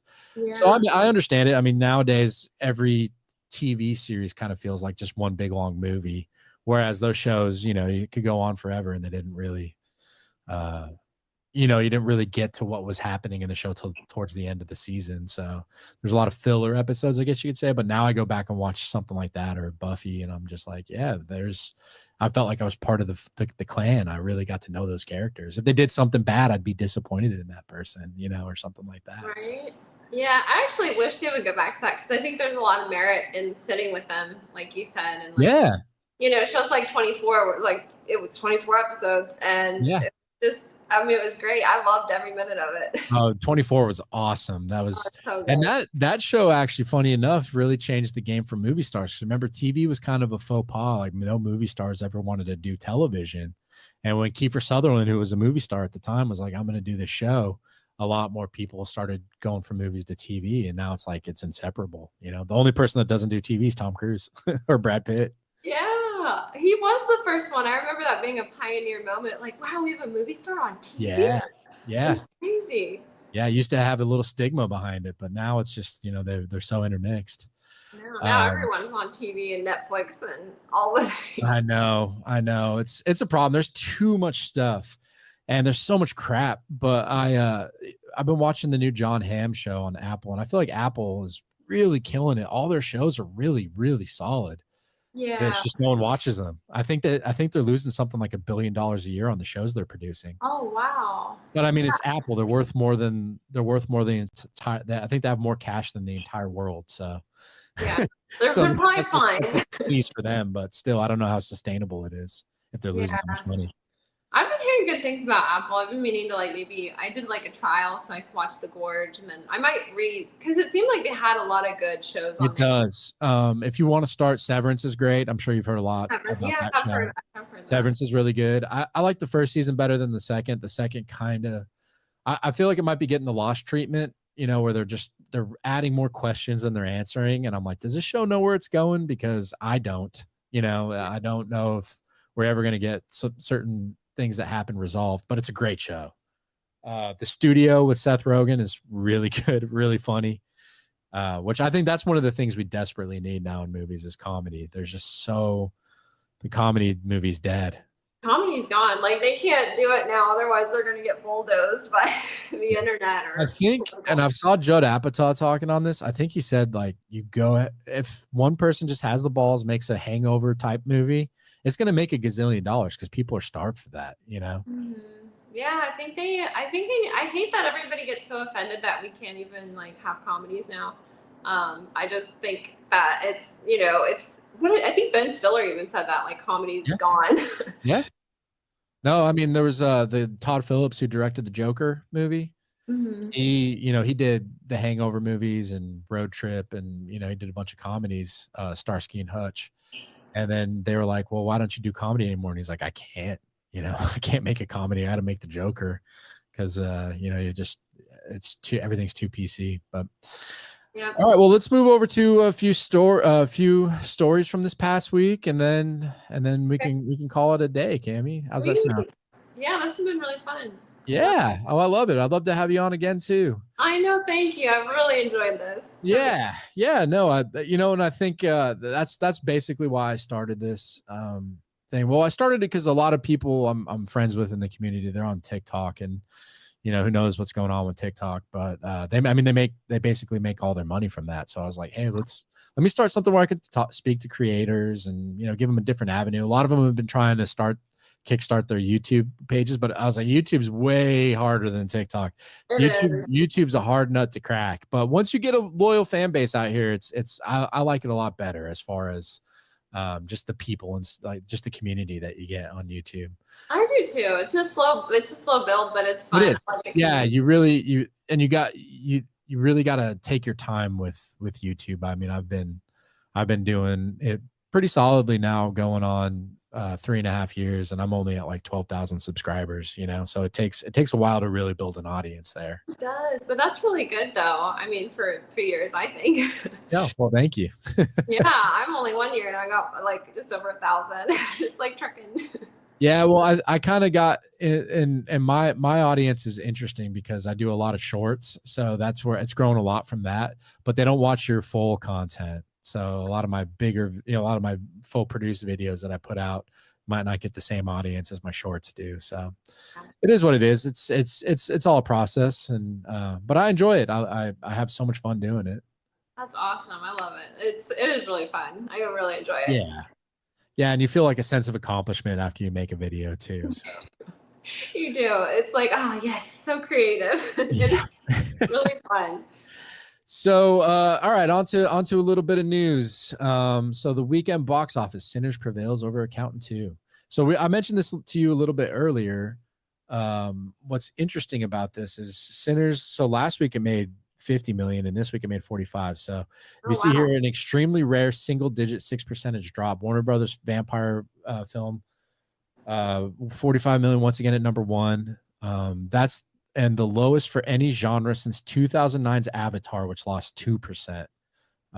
Estimated that came from the IMAX, which is great because especially the celluloid locations, because it was shot on 70 millimeter film. So I didn't get a chance to see it on IMAX, but I've heard it's breathtaking if you see it there. Yeah. And then number two, this is interesting. Star Wars Episode 3: Revenge of the Sith, the re-release, was number two, making $25 million. Wow. So you sound like you're a little bit of a Star Wars girl. Do you have fond memories of the prequels? Because we're the same age. So I remember the prequels were so maligned when when they first were coming out, when we were in our early 20s, our teenage years in our early 20s. But Yeah. now I feel like people love them, especially that last one, The Revenge of the Sith, which just did 25 million on a re-release, which is insane. That is insane. Yeah, I remember seeing them in the theater originally. I had problems with Attack of the Clones. Personally, I thought it was Yeah. like a little too cheesy. But I loved Revenge of the Sith and Phantom Menace. And yeah, but they got so much flack back Yeah, then. It was they like did. mass amounts of just hate. And now everyone's like, which is cool to see because they are good, I think. So I'm not surprised that it's, I wouldn't be surprised if it makes a lot more money. I don't know how long it's running for though. Do you know? I don't either. I really wanted to take my kiddo to go see it this weekend, but just too much going on. But I mean, that's really cool to see that, 20 years later is the 20-year re-release. It did 20 million. Yes, a smart move on Disney's part. But yeah, so like when I was on film Twitter over the weekend, people were going crazy. There was like guys having, lightsaber fights in the shows, and the audience just seemed to really be having a lot of fun checking that, going back and watching it. And that was my thing. I wanted to take my son to go just experience Star Wars on the big screen like I got to do when I was his age. Mm-hmm. Yeah, you got to. I'm gonna try to go in the next few days just because I'd like to see it again. Yeah, I haven't watched. I haven't watched that one in ages, so I would love to just have my rewatch be at the movie theater. I think that'd be cool. Yeah, and what do you think of that one? Like, how did it rank for you? Revenge of the Sith, I love it. I think it's probably up there as like number 3 or number 4. Yeah, yeah. I know there's some moments in it like I didn't like when when Padme they were like, oh, well, she just lost the will to live, and I was like, ugh, that's kind of lame. But I do like watching the origin story. I like watching Anakin's fall, when he basically just kind of does whatever he wants to do, and him and Obi-Wan's moment at the end is really some of the best moments of any Star Wars movie. It is. Revenge of the Sith ranks under Empire for me. They're just like it. It's really cool when you run through the movies, and when you get to that one, it's just like so many feels with it. It was really well done. Is Empire your favorite? So is it like number 2 for you? Yeah. So Empire, Revenge of the Sith, and then it probably bounced to like the old, New Hope or Return of the Jedi. Yeah. Yeah, I think that's fair. I'd put Revenge a little bit lower, but I like it better than any of the Disney movies. Oh yeah, no. And then, how do you rank any of the Disney movies? Is Rogue One your favorite? Rogue One's my favorite out of Disney. I don't like any of the new ones at all, which is probably harsh, but I just am not a fan. I don't think it's too harsh. When Force Awakens came out, I saw it on the IMAX like opening day, and I had such a fun time with it. But then when I went back and rewatched it, I was like, oh, this is basically the exact same movie as A New Hope. It wasn't anything original, but I was like, you know what? At least it set things into motion. I didn't like how they killed Han. I thought that was really lame. But then, they at least set things into motion. And then the second one came around and was just like, remember everything we set up in the first one? Nope. We're gonna kill it all off and basically leave this movie rudderless. And then the third one was just ridiculous. Oh man, yeah, I stopped after The Last Jedi. Yeah, it was Last Jedi, the second one, right? Yeah, Last Jedi was after Force Awakens. Yeah, that's when I did think that the first one was pretty good. I like the characters and Finn. Yeah. And all the establishment, like you said, you could see it going somewhere, and then it just got ridiculous, and I was like, I can't. I'm done. Yeah, no, that's funny because I totally feel that way. But the last one, I mean, I'm sure you know what happens where they made Rey a Palpatine. Yeah, I've they heard bring that. Palpatine back in like the most ridiculous way. I was like, wait, that dude was dead. He's some sort of Frankenstein's monster version of him, and it's so stupid. There's some fun action sequences, but that's really it. And then I know that he's out speaking about it all the time, but Finn's character was like, they really set something up with him in the first one, and then they just were completely like, he's just a side character. We don't care about anything that he does in this movies. No, and he was the most dynamic one, I felt, he's the most interesting one, I thought. Yeah, it was a cool him being a stormtrooper, all that was really interesting. Yeah. No, it was a fun origin story, and I really would have liked to see where they went with this character, but they just kind of gave up on it. Yeah, they did. I think I saw Snoke in it too. He was pretty interesting-ish. Well, that's Which just one? because I like Andy Serkis so much. Which one? Oh, Snoke. Yeah. Yeah. But they killed him off in the second one, and I was like, oh, he was just a big red herring the whole time. Like they made him out to be like some big, Big super baddie. villain like Darth Vader, like, and then they were like, no, never mind. He's just dead. Yeah, right. It's like the Acolyte. I was like, what are these decisions? Why? Yep. What did you think of the Solo movie? Did you like that? I thought Solo was pretty entertaining. I Me watched it too. with I my think that mom. movie gets unfairly criticized. I know it's basically just a heist movie, but I actually thought it was a lot of fun. Yeah, me too. I think it gets too much hate. It was a fun little movie. Nothing too it was good. Yeah, I agree. I agree with you on that. So then, yeah, all right. Number 3, we got The Accountant 2, which you just saw today. You said very good things. What would you rate it out of 10? I mean, honestly, I'm giving it a higher rate than Sinners, which sounds terrible. I would give it a 9 out of 10. Oh wow, okay. I really enjoyed it. Nice. It was all fresh to me, and it was funny, and just seeing those actors. Sometimes that's enough to just make me giddy because I just love the performances. Yeah. But yeah, I mean, not to discredit Sinners' creativity at all. No, but hey, that's what I love about movies is they're so subjective. Like I might say Sinners is the greatest movie ever made, and you'd be like, oh yeah, I liked it. I didn't think it was that good, but yeah, that's what makes us human, right? Like we like what we like. What's interesting about it is so let's see the first one came out in 2016, and then it made basically so 9 years for it. So that seems weird. They didn't really ride the momentum, but it still did pretty well for a rated R action film. Yeah.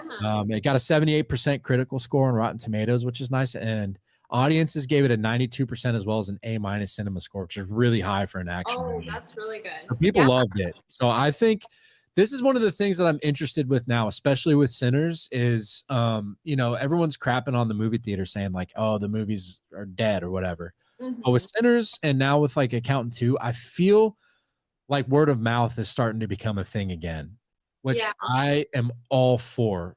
With a movie like Wicked, right? That movie, when it came out, I had zero interest in watching it. And I took my oldest with me. She loves musicals. Yeah. And when I walked out of that movie, she was like, that's the greatest thing I've ever seen in my life. And I looked at her and I was like, that's what going to the movies is all about. Especially she's 12. So I was like, for a 12-year-old to watch a movie and walk out and just like have it affect them so deeply like that.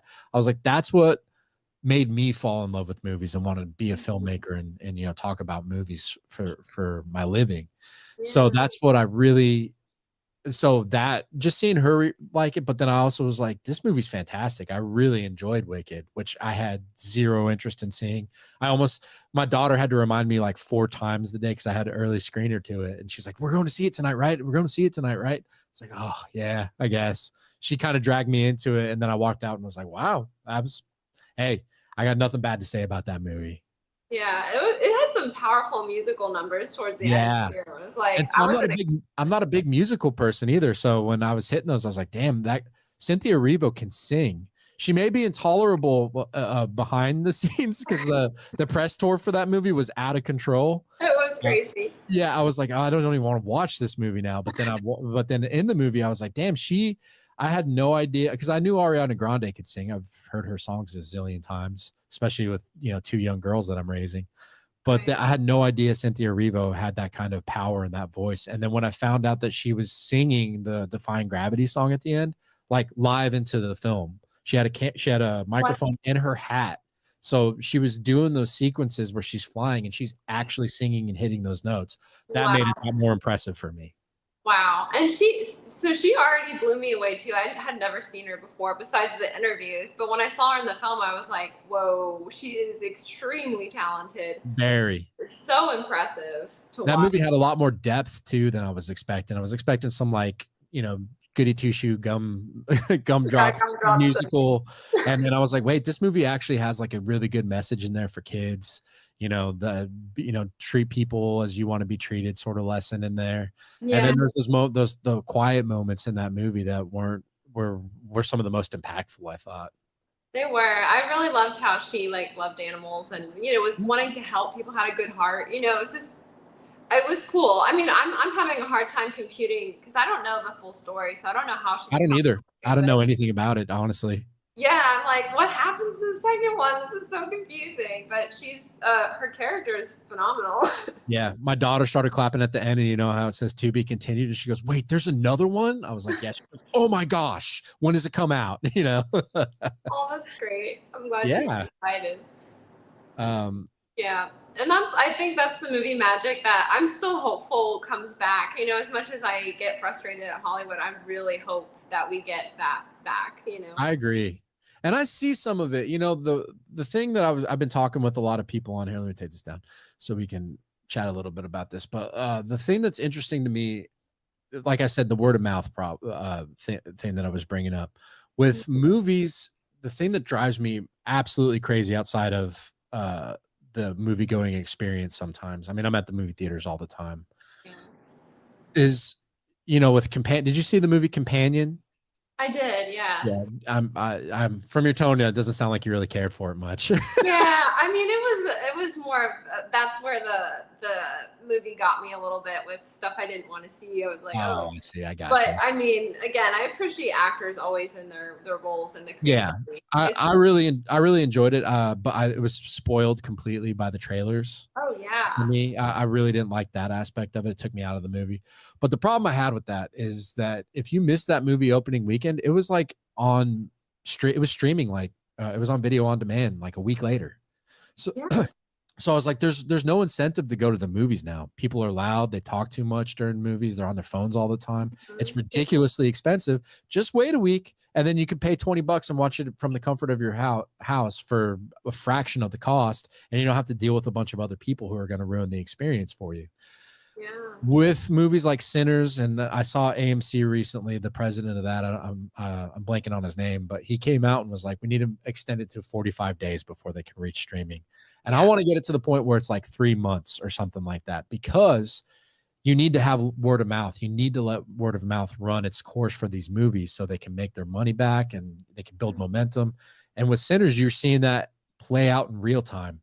People were talking a lot about that movie last week, and then it had one of the best weekends, the lowest drops since Avatar came out, you know, almost 15, 16 years ago. Yeah. So and then when I had Cody Leach on, we were talking about this, and he was like, you know, I miss missing movies.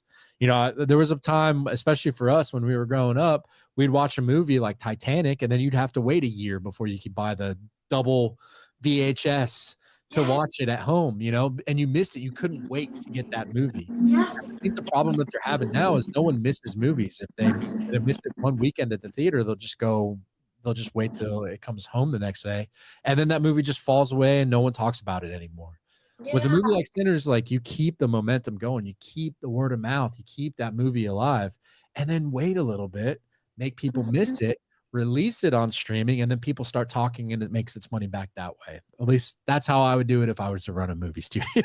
No, Chris, I think you nailed it, because I forgot about that aspect. Yeah. If you missed it in the theater, you just had to flat out wait a while. You had to wait. That's what makes you go. You want to see it before you miss it. And like, even with Godzilla -1, it did take a little bit to be accessible, and I was so like, how did I miss this? I can't believe it. Like, You missed it in the theater? I missed it, and I'm a huge Godzilla fan. I love Godzilla. He's like, I love that movie. That movie blew me away. So amazing. I love it too. Yeah. I saw that and The Holdovers the same week, and I was like, this is the best week of movies I've seen in the last 5 years. Yep. I'm crazy about it. So well done. I can't wait for the next one. Me neither. They just announced it, and I love what Japan does with theirs. They're just like, you gotta wait. And then they released it on Netflix like a year later. I was like, thank you. Now people are talking about the movie again. Yeah, exactly. And you're so right. Like, they don't understand. They would have like that build up. People would go to the movies if they just waited. And they need to lower ticket sales a little bit, but it's just so expensive to go to the movies now. Yes, it is. Yeah. All right, so I'm gonna pull up another story here. We'll do a few more. You got time? Oh yeah. No, I'm loving it. I love talking movies. Me too. I appreciate you hopping on, as I've mentioned ad nauseum. So this is interesting. So they're going to apparently make a Palpatine series for Disney Plus. No. And yeah. And Ian McDiarmid had some interesting things to say about it, but they're not something that I think you'd want to hear. But anyway, so I'm curious to see what you think. So, do you think do you think you want to watch a Palpatine origin story? Is that something that would be interesting to you? Because I actually think they might be onto something with this. That's a character I actually knew a lot about. Sometimes I'm good with the rule of thumb where it's like, hey, the less you know, the better it is. But with his character, he just kind of comes to power, and we see him a little bit in like the political sphere in the prequels, but then in the Empire Strikes Back and Return of the Jedi, he's just this big overlord, the guy who controls basically the puppet or the puppet master who controls everything. So I'm kind of interested to watch a little bit about how he went from that to the politician stage to just being this like ultimate emperor. So I think they might be onto something with that one. That's something I'm interested in. I don't know how you feel about that. Yeah, it's funny when you told me, I had to pull out of my brain the fact that Disney is in charge. And go, yeah. If they weren't in charge, would I be interested? And it was like, actually, yes, I would. Yeah. So I think the only fear was like how they messed up the Acolyte, and it was so horrible that what if they do the same with that? But I think that is a good idea because it would be cool to see what was he innately so evil? How did it come about? It'd be interesting to see that come forth. So yeah, I'd be interested actually. Okay. Yeah, I think that might be fun. Did you see? Random question, but did you see the what's it called? The Minecraft movie? I didn't, and I planned to. I have a movie pass, so I ran out of how you get 3 a week, and I ran out. And I was like, you use actual movie pass, the one with all the drama behind it? The AMC movie pass? Is there AMC. drama? Okay. No, I'm talking about I think it was just called Movie Pass. Oh, okay. I have a Cinemark next to me, so I do the Cinemark movie rewards or whatever it's called. Oh, nice. Okay, yeah, you can like see 3 movies a week every month, all month for $21. So it's a good deal. That's not bad at all. Yeah. So I just ran out of my week pass and I had to wait, and then I just fell off the radar. But was it good for you? I don't know. I heard mixed things. So I took my 2 youngest to go see it, and they absolutely loved it. But I went in thinking it was going to be like a 2 out of a 10 movie. I had zero expectations, but I like Jared Hess. He did Napoleon Dynamite and Nacho Libre, and I love those movies. And I think he's a fun director. I had a lot of fun with it because the kids were having such a good time. It's a terrible movie. Like it's not. I said it's essentially the TikTok version of a movie. It's all colors. Nothing makes any sense in the movie. It's weird. It's silly, but it's funny. It's fun. And I've never played the games, but by the reactions that I've seen online and from my kids, they were just having the time of their life with it. And I was like, you know what? I'm not going to bash this over the head like the critic in me wants to. I'm just enjoying this movie with my kids like any other parent probably did when they went and saw it. So that's awesome. Yeah. So like if you had a nephew or niece or something, if you took them, you'd probably have a much better time than going to see it by yourself. Right. And I like that for kids when they have something that they can latch on to and really enjoy. Like, I don't want to knock that either because we need those. Yeah. Well, and that's the thing is, the movie industry or the movie theaters have been dying because of the younger generations. And I'm like, you finally gave them a movie they're excited about. Like this is their movie that they can talk about when they get older. They'll be like, oh, is that the one where somebody brought an actual chicken to the movie and they're throwing popcorn everywhere and going crazy in there? I don't know if you saw a video of that, but that was nuts. Somebody was standing on someone's shoulders. They brought an actual live chicken to the movie. They were wilding out in the theaters. They were having a blast. I mean, there's that part of me where it's just like, all right, I would go insane if I was in that movie theater. But I was like, at least you see these kids having fun, which is what that experience has been missing. So yeah, and that's like honestly, that's the magic of movies. When you're young, like you said, you get to have fun at the theater. That's what made me want to be an actor. Just like coming out of the theater and feeling like that was so fun, or inspires you, or opens your mind up to a new world. That's like the great part about movies. Yeah, exactly. All right, so here's another interesting story. Are you a fan of the Hunger Games movies? I wouldn't say I'm a huge fan, but I have watched them. Okay. So they just cast Jesse Plemons. He's playing the role that Philip Seymour Hoffman played in the last 2 movies. He's Plutarch Heavensbee.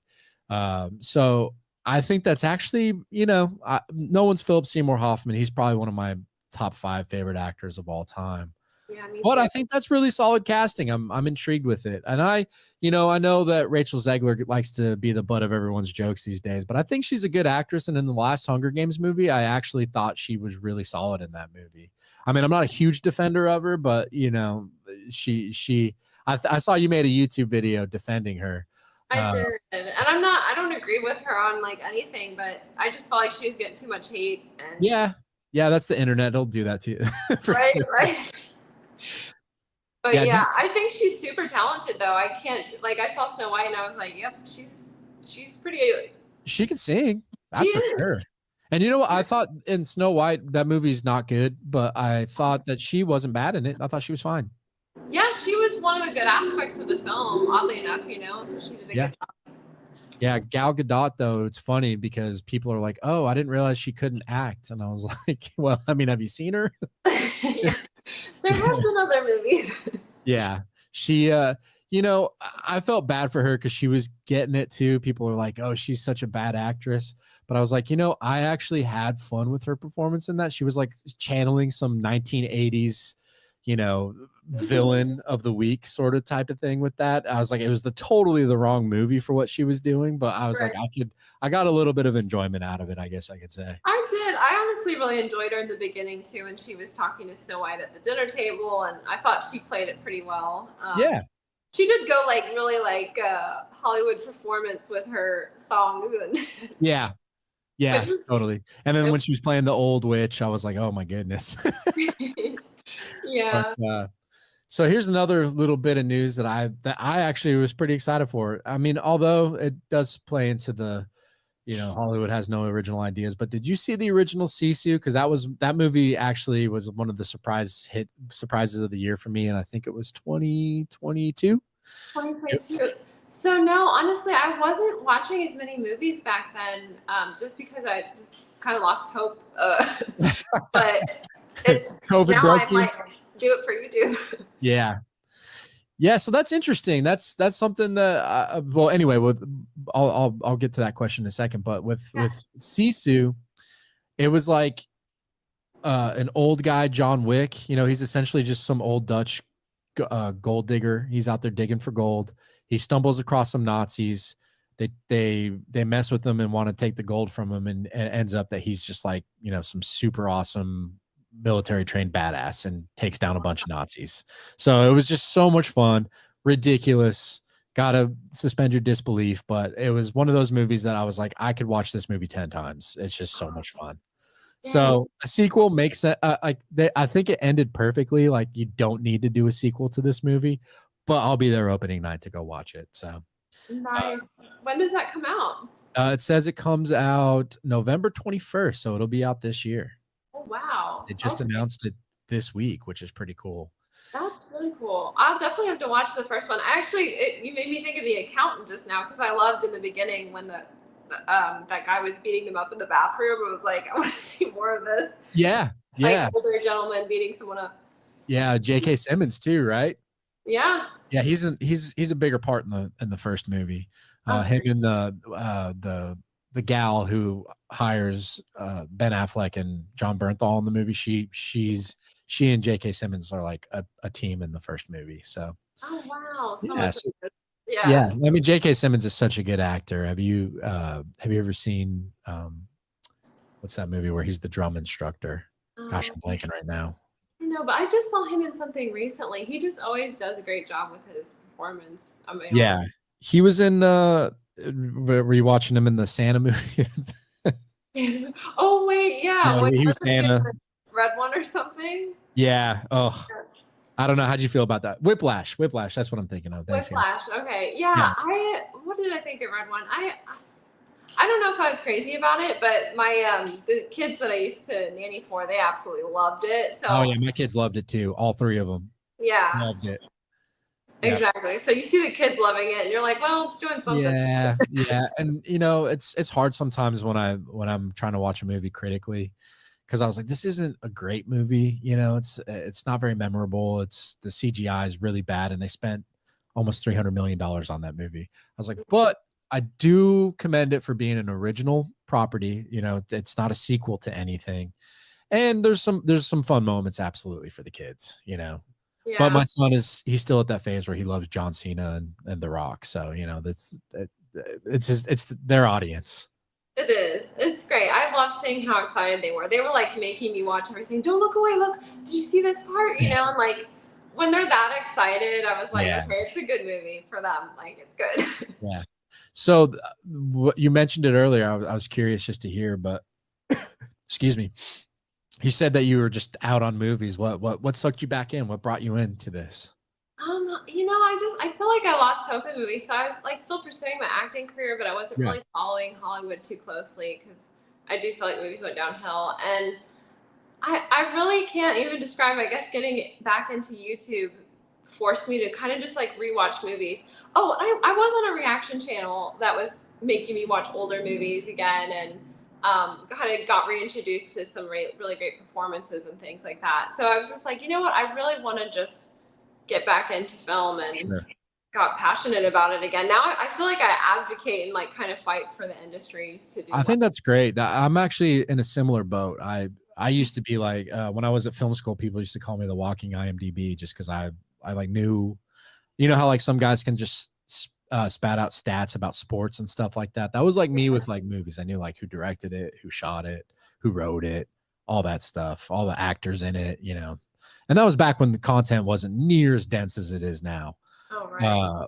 But then, yeah, I became a dad and, you know, just I was like, all the movies are the same. You know, I was tired of watching movies and just being like, yeah, it's okay, I guess. You know, there was nothing like even weird movies I like. I like watching a movie where I'm like, you know, it wasn't my thing, but I was like, at least they tried something different. You know, it gives you Yeah. something to talk about. And I felt like there was a period there for a little while where that wasn't the case. I wasn't feeling it. But I did love the MCU movies, so that always gave me something to look forward to. But then those movies went downhill really bad. Like they're still really haven't recovered. I just watched Thunderbolts last week, and Oh, did it's you? yeah, it's interesting because I think I'm going to release my review this week. It's under embargo, Yeah. but it's interesting because they take some chances in the movie that I haven't seen in an MCU movie. There's a lot of parts I really, really enjoyed about it. It's not as CGI heavy as a lot of the MCU. You could tell that they built some sets, they did some practical effects, but it's a lot more introspective. I mean, the movie's basically like therapy for 30 minutes of the movie, Oh, which is wow. interesting. It's an interesting choice that they chose with that. And then it ends, but the ending, I will say without spoiling anything, it really sets up something which I feel like MCU hasn't done in forever. I was like, all right, we set something into motion here. Let's see where this goes. I think they're hedging all their bets on the new Fantastic Four movie. If that's not good, I'm not sure it will recover because Thunderbolts right now is tracking to not do very well. Oh, wow. Yeah, I think it'll have an okay opening weekend, but I'm not sure how people are going to react to it. A lot of people I've heard really liked it, and some people are just like, it's just more messy. That's what I call it now, is the messy. Messy you. Yeah, Yeah, it's so messy. yeah, yeah. So anyway, back to what I was saying is I really started to kind of poke fun and make fun of movies. So I started my little Instagram channel. It kind of blew up a little bit where I was just kind of making fun of movies. It's like, yeah, you know, this is turning into something I might as well just maybe start seeing more movies and formulating more of a thoughtful review. Because I got some guys on Instagram that have been following me for the last few years. And if I don't hear from them when I post a review or something right away, I'm like, oh, something's wrong. Like we need to send a medic to go check on them because they comment on every single thing I've done for years. Aw, that's awesome. Yeah. So then, yeah, I'm kind of in the same boat with you. I wasn't really digging the direction it was going, but now I'm watching a lot of things that people aren't talking about. And it's given me more hope and more passion for something that I used to be just, you know, over the moon passionate about. So it's good to hear. Like, I like your perspective and I like where you come from in movies. And I think that you'll be an important voice going forward, especially for people who come from a faith background who aren't too sure about a certain movie. If you go out of your way to watch it, you'll be like, hey, listen, I like this part about it, but not this part. I think I think there's room for that. And I think that's a good thing. Oh, thank you. That's really encouraging. I don't want to alienate either side, but I just want to be myself. And Yeah. I think hopefully, you know, I can just relate to people in that way, whether they're believers or not. We'd be like, hey, well, this part bothered me, but I appreciate it, you know? Yeah, exactly. That's cool. Yeah, like I love horror movies. You're Yeah. like, yeah, I could take them or leave them. I don't like certain aspects of it. And then my wife is like, nope, will not watch a horror movie. So and that's kind of one of the things I've really enjoyed too the past few years is I see so many movies in the theater. And then every time I watch a movie, I go, oh man, my wife would love this. I'll go back and we'll go watch this movie together. But then there's some movies where I'm like, oh no, like I saw The Substance, which I absolutely loved. I love that too, actually. Did you like it? I did. I thought the messaging was really good. It really was. And what's hilarious about it is that Mikey Madison won for Best Actress. And I was like, that's basically the plot of The Substance. Because everyone was like, Demi Moore's going to win. You know, she's been in Hollywood forever. She was so good. And then Mikey Madison wins. And I was like, that was the whole point of The Substance. That's hilarious. Right? It's like the parallel movie there where it actually happened. Kind of. Yeah. I want to show my oldest daughter that in a little bit just to be like, hey, I know the movie's crazy gory and it's got these really weird moments, but I was like, what the movie's trying to tell you is your looks are going to fade one day, you know, like, and Hollywood makes such an obsession of basically building women up to this certain way and then just discarding them once they age out of things. Yeah. I was like, this really what this movie's doing is showing you the ugly side of what Hollywood can be, especially for women. And yeah, so I think it's an important message, especially for younger girls. Like I was like, you know, the movie goes about it in an interesting, artistic way, but I think it'd be a good movie to show her when she gets a little bit older. It does. I actually really loved it for women in that regard too. I was like, I would love for a lot of young girls or older, mature girls to be able to see this, just to take it in that looks aren't everything and like someone's heart is what's important. Like, and I thought Demi Moore looked beautiful in it, and it's like it's crazy to think that she just wanted to, you know, I don't know. I think it's a great perspective. I've really enjoyed the message, so I couldn't help but enjoy that movie. I was like, yes. Yeah, it's so cool. It's so unique. Oh, hey, another movie you might really like. Did you see The Unbreakable Boy with Zachary Levi? No, I didn't. I did not. Okay, you should watch that. It's streaming now. I just showed my wife that the other day, and she was like, "That's my favorite movie I've seen all year. It's really good."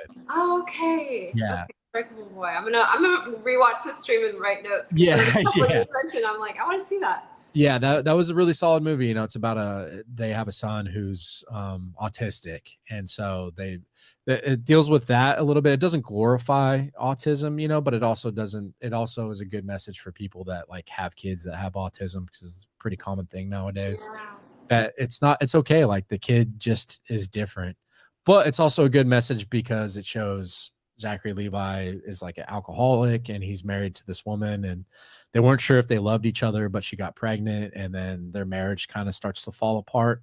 But it also shows like how they can make their marriage much better by being better people, and how good it is for this young boy who has autism to have such a strong father figure in the house. It's a really good movie. It's a really good message. It's really fun. And one of my best friends, actually, his son has autism, and he watched it with the whole family. And he said his son afterwards was like, now I know what it's like to see someone like me on a movie before. So like it had a lot of cool things to it.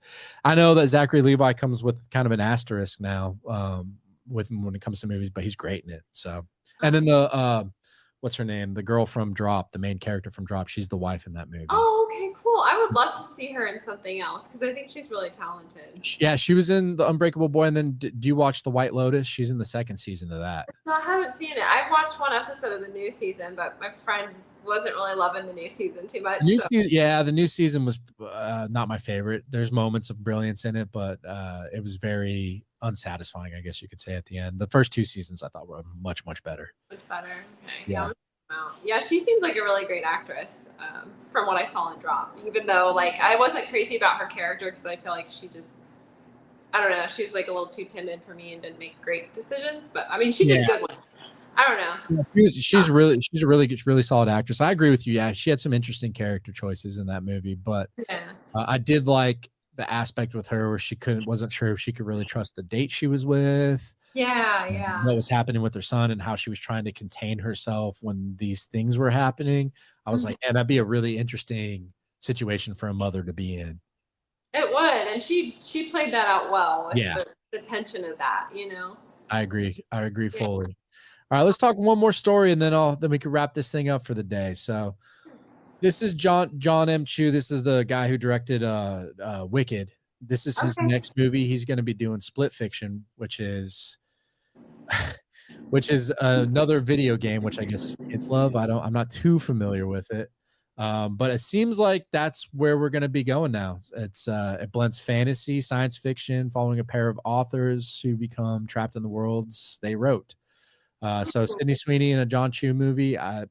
It kind of went under the radar, but I was interested to. I think it's an interesting story that'll happen because I think he's actually a really solid director. He also did Crazy Rich Asians and a movie called In the Heights, which was a musical that my daughter absolutely loves. I don't know if you got a chance to see that. No, I didn't because I'm not big on musicals, but some of them I can really appreciate. So yeah. It's based off of a video game, did you say? I think so. That was what video game, Split Fiction, film adaptation of a hit video game. I think it's real popular with the kids. I'm not too sure about it. So my thing is because of Minecraft, I feel like we're going to be getting a whole lot more video game adaptations, especially geared towards the youngins. Yeah, which I don't mind. Hopefully they do it. I mean, I always like to see them do it well and follow the game accurately, but with games like this that I don't know, I love to be introduced to. Yeah, me too. Like I know the Until Dawn movie just came out, which is based on a game.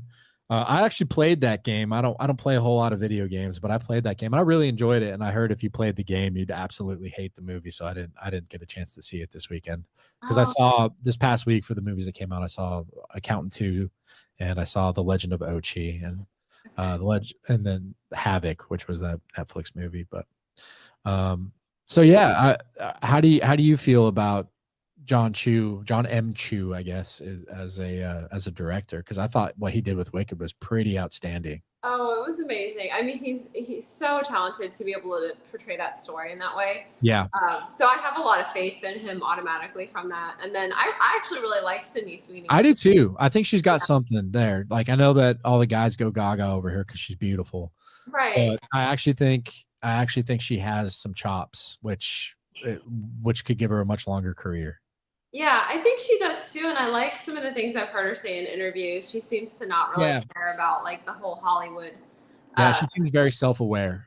Yeah, so I like her a lot. Everything I've seen her in, I thought was pretty. Her performance at least I always thought was good, and so that sounds good to me. I would like to see, especially if it's a science fiction. I'm a sucker for those. Yeah, you're sci-fi head. I am.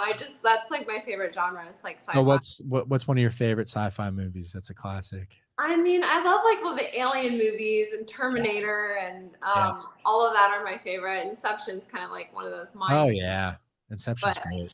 Yeah, and Predator even. I love when things are in outer space or maybe even if they're underwater. Like I just love those kind of. It's like a James Cameron movie. Yeah, James Cameron's my favorite director, and Christopher Nolan. I just love the creativity there. So yeah. Have you listened? So one of my absolute favorite directors ever, and he doesn't necessarily have the best movies, but I just like his approach to making movies, is Robert Rodriguez. Oh yeah, wait, what did he did From Dusk Till Dawn. He did Sin City. Yeah, he's so creative. Movies. Yeah, but he hit it big because he made a movie called El Mariachi for $7,000 back in the early 90s, and he actually put his body into, like, he was doing medical experiments that they paid him to do so he could finance the movie to make, and he did everything himself. What? So he got a lot of attention for that because he made a really entertaining movie for $7,000. Wow. Fast forward, he becomes buddies with Quentin Tarantino. They make a movie called Four Rooms, which is like an anthology movie. I'm not sure if you've ever seen it. It's not very good, but so then they do From Dusk Till Dawn together. And he also made Desperado with Antonio Banderas and Salma Hayek, which is a sequel to El Mariachi. And then Once Upon a Time in Mexico with both of them. And Johnny Depp is the third movie of the trilogy. But he never got like enamored with Hollywood. He's from Austin, Texas. So he built his own studio here. Every movie he writes, directs, shoots, lights, does the musical score for. So I'm like, he's one of the actual, the term filmmaker. I'm like, well, yeah, but when you're making a film, you got the gaffers, you got the grips, you got the assistant directors, you got the crew. I'm like, he does everything. Yeah. He made Sin City all himself. I mean, he does have a crew, but like he does everything himself. He shoots it in camera, make sure that he can do the special effects. He did like the movie Alita. So yeah, he's just a really big inspiration. I actually read his book, and that's what made me want to go to film school. It's called Rebel Without a Crew. It was how he made El Mariachi for $7,000. So it's if you ever are wanting to read a book or listen to something on Audible that will really inspire you, because he's such a positive guy too. I highly recommend that. It's called Rebel Without a Crew. Oh, that's neat. Especially now that you're kind of getting into the filmmaking side of things, it might give you some inspo. Yeah, I need it because that's a lot of this stuff. I'm a little fish out of water, but I'm just kind of going about it and how I can, praying through it. But that's really cool that it seems like he's kind of out of the radar of Hollywood, does his own thing. Yep. But yeah, most of his talk. movies are profitable because they'll give him a budget and then he'll shoot under that budget because he does everything himself. He doesn't really wait for studio's approval because he has his own studio. So he'll just right now what he's doing is he's not crowdfunding, but he's basically like he's making a movie, and if you want to be like a producer or something in that, you can pay into the movie. You could give him like $250, and then he'll include that, be like, hey, if you spend this much money, I'll put you in the movie and you can have a death scene, or you can be a producer on this movie for this much money. Like, it's really cool what he does. He innovates all the time. And so I'm always just like in awe of what he does. And then, like he has James Cameron produces some of his movies. He's buddies with Quentin Tarantino. They made a Grindhouse. He did the Planet Terror movie. Yeah. So From Dusk Till Dawn might not be your thing. Have you ever seen that movie? So it came out when I was younger, and I remember I don't know if we weren't allowed to watch it or what. But probably not. It's pretty graphic, but so it's written half by Quentin Tarantino, half by Robert Rodriguez. So the first half of the movie is Quentin Tarantino wrote it. Second half, Robert Rodriguez wrote the movie. Probably graphic during the first half then, because it's two different movies. It was like the first big breakout movie for George Clooney. Yeah. I remember Attack of the Killer Tomatoes was the first movie. I remember that movie too. Yeah. Yeah. When I was a kid, I used to love watching that movie. My dad thought it was the dumbest movie ever. It's pretty bad. I used to watch it too, but I was like, oh, it's his first role. That's cool. Yeah. Attack of the Killer Tomatoes. When you just think about that title, it's hilarious. It's a great title. Yep.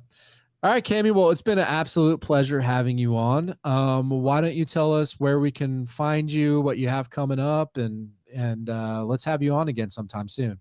Oh, that would be wonderful. Absolutely loved my time here with you. Thank you so much for having me. Of course. Yeah, anytime. Thanks for being ready and available. Yeah, definitely. It's great. And I love what you're doing here. I think this is a tremendous show, and I know it's going to go far. So thank you. I appreciate that. Thank you. So I'm just doing my reviews over there. I'm thinking of doing duo reviews. So maybe watch 2 movies in a weekend at release and kind of tell people which one they should go see or which one's better. I'm just kind of still experimenting with YouTube, but everyone can find me over there at Let's Tune In. I just really love doing it and having fun with it and just giving my opinions. So yeah, there they go. Put a little call to action in this. Oh, thank you. And then what about Instagram or TikTok? Do you think about putting, because I know on your Instagram is mostly just kind of seems like your talent page, but do you think about putting your reviews up there, or maybe starting a Let's Tune In Instagram page or something? Yeah, I'm thinking about, quite a few people have recommended TikTok to me. So I think I should probably start integrating over there and maybe just doing a split screen for it. Do you have a TikTok, right? Yeah. TikTok and I have a love-hate relationship because, I have a very specific way I do my movie reviews, and they don't like that way. They'll throttle it because they say it's unoriginal content. So I just found that out because I was growing like crazy on TikTok. And then one day, all of a sudden I was getting 2 views per post. And I was like, what the heck? I was getting hundreds of thousands of views per review I was putting out. Dang. And then one day it was just 2 and then 5 and no one was watching them. I was like, what is going on? And so I reached out to them, and they're notorious for just having kind of an AI system that doesn't communicate at all. They flag things and don't even let you know. I know some people whose accounts were completely nuked for reasons they have no idea why.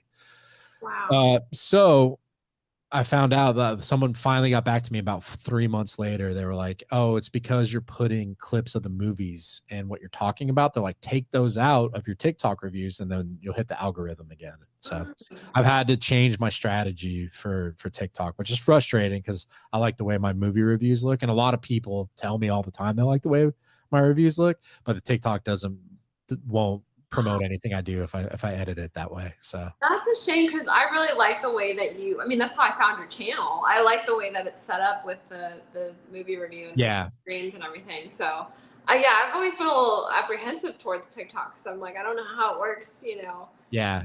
But But I might try it's it. a lot easier to grow on there than it is on any other Platform. social network because their algorithm is something crazy. But I don't know how much of it's real, you know, like that's a question that people have, you know, they're like, is it bots? Is it real views? I don't know, but I've gotten some good traction there.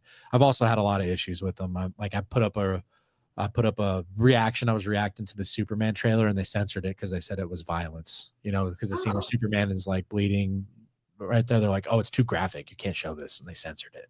So they have really weird stipulations because they don't have people going through posts. They have like a AI system that goes through and they just flag things and then are like, nope, you can't show this. So Yeah.